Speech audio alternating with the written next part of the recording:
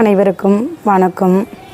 முதல்ல விளாத்திக்குளம் மாணவி பிரதீபாவுக்கு நம்ம அனைவருமே ஆழ்ந்த இரங்கலை தெரிவிச்சுக்கொள்ளுவோங்க. அனைவருமே பிரதீபாவுக்காக ஒரு நிமிஷம் மௌன அஞ்சலி செலுத்துவோங்க.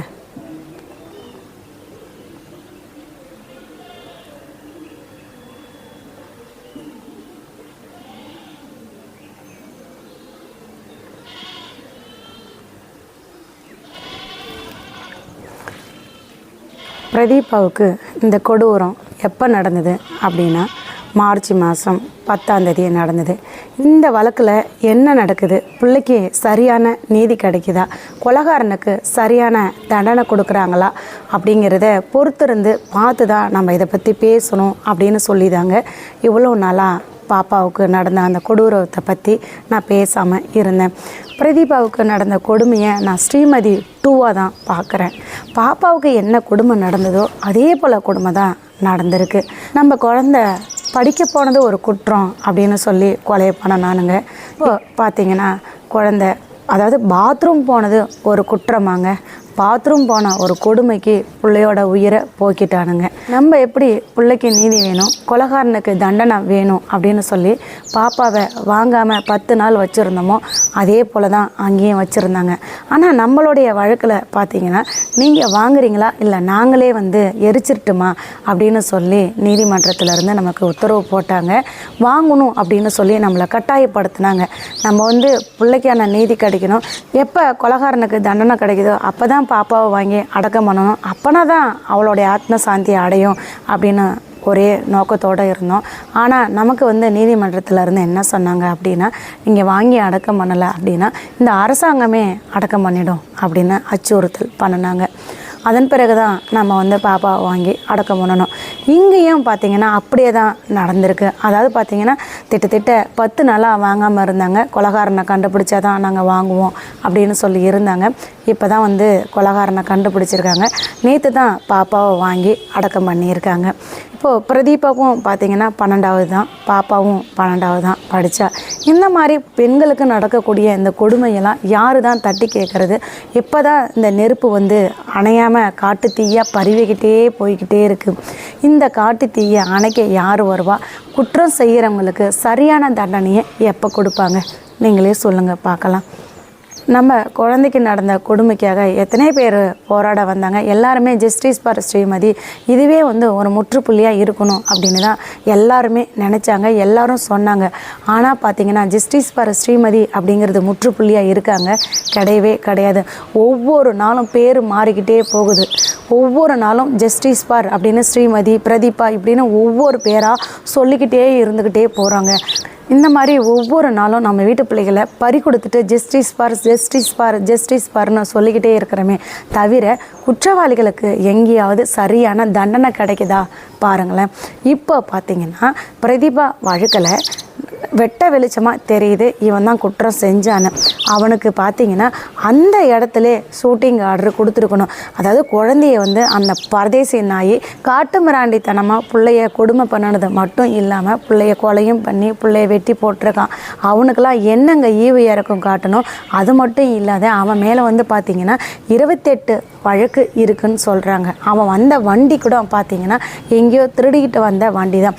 இப்படி ஒருத்தனுக்கு தான் பார்த்திங்கன்னா இவன் தான் அப்படின்னு கண்டுபிடிச்சும் அவனை பாதுகாக்கிறாங்களே தவிர எங்கள் பொதுமக்கள் அவனை அடித்து கொண்டுடுவாங்களோ அப்படின்னு சொல்லி அவனை சுற்றி அவனுக்கு அவ்வளோ பாதுகாப்பு கொடுக்குறாங்களே தவிர அவனுக்கான தண்டனை கொடுக்கவே கிடையாதுங்க. இந்த பரதேசி இப்படி ஒரு காம கொடூரனாக இருக்கிறான், கொலையை பண்ணிவிட்டு இந்த மாதிரி பண்ணுறான். இவனுக்கு என்னங்க பாரபட்சம் பார்க்கணும்? இவனுக்கெல்லாம் அந்த இடத்துல நிற்க வச்சு சுட்டுருக்கணுங்க. ஆனால் என்ன இவனுக்கு தண்டனை கிடைக்க போகுதுன்னு தெரியலங்க. பாப்பா பாத்ரூமுக்கு போன உடனே பாப்பாவை காணும் அப்படின்னு அவங்க அப்பா அம்மா போயிட்டு பக்கத்தில் உள்ள அந்த காவல் நிலையத்தில் போயிட்டு அவங்க புகார் கொடுத்துருக்காங்க. ஆனால் அவங்க என்ன சொன்னாங்க அப்படின்னு பார்த்தீங்கன்னா, இந்த மாதிரி உங்களுடைய லிமிட்டுக்கு இந்த செஷன் வராது, நீங்கள் வேறு ஒரு இடத்துல தான் போயிட்டு நீங்கள் கம்ப்ளைண்ட் கொடுக்கணும், நீங்கள் கொளத்தூரில் போயிட்டு தான் நீங்கள் கம்ப்ளைண்ட் கொடுக்கணும் அப்படின்னு சொல்லியிருக்காங்க. ஆனால் சட்டம் என்ன சொல்லுது அப்படின்னா, அதாவது வந்து அப்படிலாம் சொல்லக்கூடாது. ஒருத்தங்க வந்து கம்ப்ளைண்ட் கொடுக்குறாங்க அப்படின்னா அந்த கம்ப்ளைண்ட்டை எடுத்துக்கிட்டு உடனே அந்த போலீஸ்காரங்க தான் என்ன பண்ணணும் அப்படின்னா, அவங்களுக்கு எந்த செஷன் அப்படின்னு பார்த்து எஃப்ஐஆர் போட்டு அந்த எஃப்ஐஆரை அவங்களுக்கு சம்மந்தப்பட்ட அந்த செஷனுக்கு அவங்க அனுப்பி வைக்கணுமே தவிர நீங்கள் போய் அங்கே கம்ப்ளைண்ட் கொடுங்க அப்படின்னு சொல்லவே கூடாது அப்படின்னு சொல்கிறாங்க. ஒரு பெண் பிள்ளையை காணும் அப்படின்னு அவங்க வந்து அவங்க சொந்த பந்தங்கள், அவங்க ஃப்ரெண்ட்ஸுங்க, இவங்க எல்லாருக்கும் ஃபஸ்ட்டு ஃபோன் பண்ணி கேட்டுட்டு பார்த்துட்டு அதுக்கு அப்புறம் தான் பார்த்தீங்கன்னாக்கா அவங்க போயிட்டு கம்ப்ளைண்ட் கொடுக்குறாங்க. ஆனால் தன் கடமையை செய்ய வேண்டிய காவலர்கள் என்ன பண்ணியிருக்காங்க அப்படிங்கிறது உலக மக்கள் அனைவருக்குமே தெரியுங்க. எங்கள் ஸ்டேஷனில் உங்கள் லிமிட்டு வராது, நீங்கள் போயிட்டு உங்கள் லிமிட்டுக்கு எந்த ஸ்டேஷனோ அந்த ஸ்டேஷனில் கம்ப்ளைண்ட் கொடுன்னு சொல்கிறது நியாயமா அப்படிங்கிறத நீங்களே சொல்லுங்கள். அதன் பிறகு பார்த்தீங்கன்னா அங்கேவும் போயிட்டு அவங்க கம்ப்ளைண்ட் கொடுத்துருக்காங்க. அங்கேவும் பார்த்தீங்கன்னா அவங்களும் பெண் பிள்ளையை பெற்றவங்களாக தான் இருப்பாங்க. கொஞ்சம் கூட வாய் கூசாமல் அந்த பெண் பிள்ளை மீது எவ்வளோ குற்றச்சாட்டு வச்சுருக்காங்க பாருங்களேன். உங்கள் பொண்ணு யாராவது லவ் பண்ணியிருப்பா, இழுத்துட்டு ஓடியிருப்பா அப்படின்னு சொல்கிறாங்க. இப்படி தான் நம்ம பிள்ளைக்கும் வந்து எத்தனை கதை கட்ட முடியுமோ அத்தனை கதையை கட்டுனானுங்க. மார்ச் இரவு 10ஆம் தேதியே போயிட்டு அவங்க கம்ப்ளைண்ட் கொடுக்குறாங்க, எடுத்துக்கல. மார்ச் 11ஆம் தேதியும் போய் கம்ப்ளைண்ட் கொடுக்குறாங்க. ஆனால் போலீஸ்காரங்க பிள்ளைய வந்து தரக்குறைவாக பேசியிருக்காங்க. அதன் பிறகு பார்த்திங்கன்னா மார்ச் 11ஆம் தேதி கிட்டத்தட்ட ஒரு 3 மணிக்கு மேலே அவங்க பெரியப்பா தான் வந்து குழந்தைய பார்த்துருக்காரு. புள்ள வந்து கடந்த ஆலங்கோலத்தையும் புள்ள கடந்த அந்த நிலைமையும் பார்த்துட்டு துடிச்சு போய் எல்லாரும் ஊர் மக்களே போய் பார்த்துருக்காங்க. அதன் பிறகு தான் போலீஸ்காரங்க அங்கே வந்து குமிகிறாங்க. அதுக்கு முன்னாடியே சட்ட நடவடிக்கை எடுக்கிறதுக்கு என்னங்க அவங்களுக்கு வந்திருக்கு? தான் கடமையை தானே செய்கிறாங்க. தான் கடமையை கூட செய்யாமல் பொறுப்பற்று இருக்கிறது நியாயமா, நீதியா அப்படின்னு சொல்லுங்கள். தான் கடமையை கூட செய்யறதுக்கு முன் வராதவங்க எதுக்குங்க வேலைக்கு வரணும்? அந்த கொளத்தூர் பகுதியில் எம்எல்ஏ யார் அப்படின்னா ஒரு பெண் அதிகாரி தான். எம்பி யார் அப்படின்னாலும் பார்த்திங்கன்னா கனிமொழி அவர்கள் தான். எம்பியும் ஒரு பெண்ணு தாங்க, எம்எல்ஏவும் ஒரு பெண்ணு தான். நாளைக்கு இந்த குழந்தையும் படித்து பெரிய ஆளாகி ஒரு போஸ்டிங்க்கு வரக்கூடிய தகுதியும் திறமையும் பிரதீபாவுக்கு இருக்குது. அதாவது 10ஆவதில் கூட பார்த்திங்கன்னா பிரதீபா தான் ஃபஸ்ட் ரேங்க் எடுத்திருக்காங்க அப்படின்னு சொல்கிறாங்க. இப்போ 12ஆவதில் பாப்பா இன்னும் எப்படி நல்லா படித்து எப்படி மார்க் எடுப்பா அப்படிங்கிறத நினச்சி பாருங்கள். பொறுப்புள்ள அந்த பெண் அதிகாரிகள் இருக்கிறாங்க இல்லைங்களா, எம்பி எம்எல்ஏ இருக்கிறாங்க. பிள்ளைக்கு இவ்வளோ பெரிய கொடுமை நடந்திருக்கு. அப்போ போலீஸ்காரங்களுக்கு சீக்கிரமாக குற்றவாளியை கண்டுபிடிங்க அப்படின்னு உத்தரவு போட்டாங்களா போடலையான்னு தெரியலங்க. அதாவது போலீஸ்காரங்க அப்படிங்கிறவங்க ஒரு சிசிடிவி பதிவை பார்த்து கொலைகாரன் யார் அப்படின்னு கண்டுபிடிக்கிறதுக்கு எத்தனை நாள் தேவைப்படும் அப்படிங்கிறத நீங்களே சொல்லுங்கள். அந்த பகுதியில் உள்ள சிசிடிவி பதிவுகளை பார்க்குறதுக்கே பார்த்திங்கன்னா 10 நாள் ஆகுது. அப்போது குற்றவாளிகளுக்கு தண்டனை அப்படிங்கிறது எத்தனை நாள் ஆகும் அப்படிங்கிறத நினச்சி பாருங்கள்.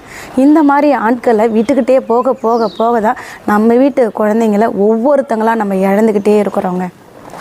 குழந்தை பிரதீபாவுக்கு இப்படி ஒரு கொடுமை நடந்திருக்கு. அங்கே வந்து எத்தனை அரசியல் தலைவர்கள் போனாங்க நீங்களே சொல்லுங்கள் பார்க்கலாம். அதாவது முதலமைச்சராக இருக்கக்கூடிய தமிழக முதலமைச்சர் மு.க. ஸ்டாலின் அவர்கள் வந்து பார்த்திங்கன்னா எத்தனையோ விஷயத்துக்கு முன்னாடி போகிறார். பிரதீபாவுக்கு இப்படி ஒரு கொடுமை நடந்திருக்குங்க. அங்கே வந்து பார்த்திங்கன்னா பெரிய கட்சிகளோ இல்லை சின்ன சின்ன கட்சிகளோ பார்த்திங்கன்னா எத்தனை கட்சி தலைவர்கள் அங்கே போனாங்க நீங்களே சொல்லுங்கள் பார்க்கலாம். இதே பெரிய பெரிய கட்சி தலைவர்களாம் இருக்கட்டும், எத்தனை கொடுமைகளுக்கு போய் முன்னாடி நின்னாங்க, குரல் கொடுத்தாங்க. ஆனால் பிரதீபாவுக்கு யாருங்க முன்னாடி நின்னா, யாருங்க குரல் கொடுத்தா நீங்களே சொல்லுங்கள் பார்க்கலாம். அதாவது விழுப்புரம் பக்கத்தில் பார்த்தீங்கன்னா கள்ளச்சாராயம் குடிச்சிட்டு திட்ட ஒரு 10-15 பேராட்டம் இறந்து போனாங்க. அதுக்கு வந்து பார்த்திங்கன்னா தமிழக முதலமைச்சர் வந்தாருங்க. அங்கே மட்டும் இல்லைங்க, கரூரில் நடந்த சம்பவத்துக்கு பார்த்திங்கன்னா இரவோட இரவாக அங்கே போனார். இதே போல் பார்த்திங்கன்னா இன்னும் எத்தனையோ விஷயங்கள் நம்ம தொடர்ந்து சொல்லிக்கிட்டே போகலாம். அப்போது இத்தனை இடத்துக்கு போனவங்க ஏன் பாப்பா பிரதீபாவுக்கு போயிட்டு குரல் கொடுக்கல அப்படிங்கிறத சொல்லுங்கள். ஏன் அந்த பெற்றவங்கள்ட்ட போயிட்டு அவங்க ஆறுதல் சொல்லலை? அதே போல் பார்த்திங்கன்னா இன்னும் எத்தனையோ தலைவர்களை நம்ம சொல்லிக்கிட்டே போகலாம். இப்போது விஜய் அவர்கள் கூட பார்த்திங்கன்னா கள்ளக்குறிச்சியில் நடந்த கள்ளச்சாராயத்துக்கு போனார். அப்போது ஏன் பிரதீபாவுக்கு போயிட்டு குரல் கொடுக்கல? பிரதீபாவுக்கு ஏன் குரல் கொடுக்காமல் அமைதியாக இருந்தார்? இதே போல் எத்தனையோ கட்சி தலைவர்கள் அத்தனை பேரும் கள்ளக்குறிச்சியில் போய் குமிஞ்சாங்க, கரூரில் போய் குமிஞ்சாங்க. விழுப்புரத்தில் வந்து பார்த்திங்கன்னா கள்ளச்சாராயம் குடித்த விஷயத்தில் குமிஞ்சாங்க. அப்போ பிரதீபாவுக்கு ஏன் யாருமே போகலை? அந்தந்த மாவட்ட செயலாளர்கள் இந்த மாதிரி உள்ளவங்கள, பொறுப்பில் உள்ளவங்கள மட்டுமே அனுப்புகிறாங்க. ஏன் அந்த கட்சி தலைவர்கள் பிரதீபாவுக்கு குரல் கொடுக்க போகலை? அப்போது எல்லாருமே என்ன நினைக்கிறாங்க அப்படின்னா, ஒரு குழந்தை தானே, நம்ம ஏன் போய்கிட்டு அப்படின்னு சொல்கிறாரா? அன்னைக்கு பார்த்திங்கன்னா நம்மளுடைய வழக்கில் கல்வித்துறை அமைச்சர் அன்பில் மகேஷ் அவர்கள் சொன்னார்ல, ஒரு குழந்தை தானே விட்டுட்டு போங்க அப்படின்னு சொன்ன மாதிரி தான் இப்போ இருக்கக்கூடிய எல்லா கட்சி தலைவர்களும் நினைக்கிறாங்களா? ஒரு குழந்தை தானே அப்படின்னு நினச்சி தான் குரல் கொடுக்காம இருந்தாங்களா? ஒருவேளை 10-15 பேர் இறந்து போனால் மட்டும்தான் அவங்களுக்கு ரொம்ப ரொம்ப பிடிக்குமா? அப்போனா தான் அந்த இடத்துக்கு போய் நிற்பாங்களா என்னன்னு தெரியல. இதுவே 10 பேர் 15 பேர் இறந்துட்டாங்க அப்படின்னா மட்டும் குரல் கொடுக்க போகிறாங்க. ஒரு உயிராக இருந்தாலும் உயிர் தாங்க. ஏங்க பாப்பாவுக்கு போய் குரல் கொடுக்க யாரும் முன் வரல? ஆனால் பாருங்கள், இப்போது பிரதீபாவுக்கு குரல் கொடுக்க இவங்க யாரும் முன்னாடி வரல. இனிமே பாருங்களேன், எங்கே வேணாலும் அவங்கள நம்ம பார்க்கலாம். எந்த சந்தில் பொந்தில் எல்லா இடத்துலையும் பார்க்கலாம். எல்லா ஹோட்டல் கடையிலையும் இனிமேல் பந்தி பரிமாற போவாங்க, வடை சுட போவாங்க, பஜ்ஜி சுட போவாங்க. எல்லா விளம்பரமும் என்னென்ன விளம்பரம் பண்ணணுமோ அத்தனை விளம்பரங்களையும் பண்ணுவாங்க. அப்போ அவங்களுக்கு தேவை அப்படின்னா எங்கே வேணாலும் போவாங்க, என்ன வேணாலும் பண்ணுவாங்க. ஆனால் நம்ம வீட்டு பிள்ளைங்களுக்கு ஏதாவது ஒன்று நடந்துருச்சு அப்படின்னா அந்த இடத்துக்கு மட்டும் அவங்க வரவே மாட்டாங்க. நம்மளுடைய வழக்கில் எப்படி அப்பாவிகள் மீது வழக்கு பதிவு பண்ணி இப்போது கலவர வழக்கில் போட்டாங்களோ அதே போல் தாங்க பிரதீபா வழக்கில் கூட நிறைய பேர் முன் போராடினாங்க. அவங்கள எல்லாரையும் போலீஸ்காரங்க என்ன சொன்னாங்க அப்படின்னா, அமைதியான முறையில் இருக்கணும், நீங்கள் எங்கேயாவது போராட்டம் பண்ணணும்னா உங்கள் அத்தனை பேர்த்தையும் நாங்கள் கைது பண்ணுவோம், சட்ட நடவடிக்கை எடுப்போம் அப்படின்னு சொல்லி அச்சுறுத்துறாங்க. ஏன் இந்த தீவிரத்தை குற்றவாளிகள் மீது காட்ட வேண்டியதானே? குழந்தைக்கு இப்படி நடந்திருக்கு அப்படின்னா பெற்றவங்களும் அந்த ஊர்க்காரங்களும் எப்படிங்க அமைதியாக இருக்க முடியும்? இதே அவங்க வீட்டு பிள்ளைங்களுக்கு நடந்தாக்க அவங்க அமைதியாக இருப்பாங்களா? குரல் கொடுக்கக்கூடாது, அமைதியாக இருக்கணும், போராட்டம் பண்ணக்கூடாது, அமைதியாக இருக்கணும் அப்படின்னு சொல்கிறது எந்த வகையில் நியாயம்? அப்போது நீங்கள் சரியான முறையில் சட்ட நடவடிக்கை எடுக்கணும் தானே. இதுவே பெற்றவங்க போயிட்டு கம்ப்ளைண்ட் கொடுத்த உடனே நீங்கள் போய் பார்த்துருந்தா இன்றைக்கி குழந்தைய காப்பாற்றிருக்கலாம் அப்படின்னு எத்தனையோ பேர் சொல்கிறாங்க. அப்போது குழந்தையோட உயிர் போனதுக்கு காரணம் நீங்கள் தானே. உங்களை யார் என்ன பண்ணணும்? உங்கள் மீது யார் சட்ட நடவடிக்கை எடுக்கணும் சொல்லுங்கள் பார்க்கலாம். அதாவது ஒவ்வொரு நாளும் நாளுக்கு நாள் பார்த்திங்கன்னா பெண் பிள்ளைகளை இழந்துட்டு நம்ம ஒவ்வொரு பெற்றவங்களும் அழுதுகிட்டு தாங்க இருக்கிறோம். இது போல் இன்னும் எத்தனை வழக்குகள் வரப்போதோ தெரியலங்க. எத்தனை பிள்ளைங்களை இழந்துட்டு ஒவ்வொரு தாயும் பரிதை வச்சு நிற்க போகிறோம்னும் தெரியலங்க. இதுக்கெல்லாம் பார்த்திங்கன்னா கடுமையான தண்டனை இருந்தால் மட்டும்தாங்க நம்ம வீட்டு பெண் பிள்ளைகளுக்கு பாதுகாப்பு கிடைக்கும். ஒருத்தங்களும் அழுவாமல் நம்ம இருக்க முடியும். இப்போது பிரதீபா வழக்கில் கூட பார்த்திங்கன்னா இவனுக்கு உடனே தண்டனை கொடுத்தாதாங்க அடுத்தவன் தப்பு பண்ணாமல் இருப்பான். ஆனால் எங்கெங்கே கொடுத்தாங்க? அவனை பாதுகாக்க 1000 போலீஸ் குமிஞ்சு இருக்கிறாங்களே தவிர அவனுக்கு தண்டனை அப்படிங்கிறது என்றைக்கோ தெரியல. இது மாதிரி இருக்கக்குள்ள தான் எல்லாருக்கும் துணிச்சல் அதிகமாகிடுது. கடுமையான தண்டனைகள் என்றைக்கு கிடைக்குதோ அன்னைக்கு தாங்க ஒவ்வொரு பெற்றவங்களுக்கும் நிம்மதி கிடைக்கும். ஸ்ரீமதி, பிரதீபா, ஆர்த்தி, இது போல் இன்னும் எத்தனை பெண் பிள்ளைகளோட பேரை நம்ம சொல்லிக்கிட்டே இருக்க போகிறோம்னு தெரியலங்க.